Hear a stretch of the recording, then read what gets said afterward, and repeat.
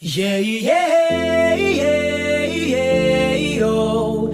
Now it's time, I feel so alive. Yeah, yeah, yeah, yeah, oh. Shout it out, we'll leave it for now. Hãy sống với những ước muốn, với khát khao dâng trào, niềm đam mê trong ta bay thật cao.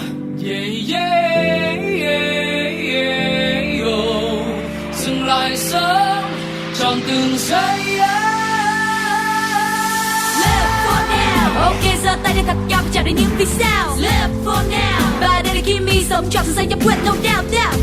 Từ ngày khác là mãi mãi cho đến ngày hôm nay thì nhiều hơn tồn tại. Tuổi trẻ tôi không biết thế nào là ngần ngại. Thích thì nhích, tôi là rap lại lại. Dừng lại phút giây, cùng nhau nắm tay, cùng nhau hát lên và tình yêu sẽ đến. Tin yêu thắp sáng sẽ cháy mãi trong tim ta. Đường còn xa, sống trọn từng giây. Yeah, yeah, yeah, yeah, oh. Now it's time, I feel so alive. Yeah, yeah, yeah, yeah, oh. Shout it out, we're living for now. Hãy sống với những ước muốn, với khát khao dâng trào, niềm đam mê trong ta bay thật cao. Yeah, yeah, yeah, yeah, oh. Dừng lại sống trọn từng giây ấy.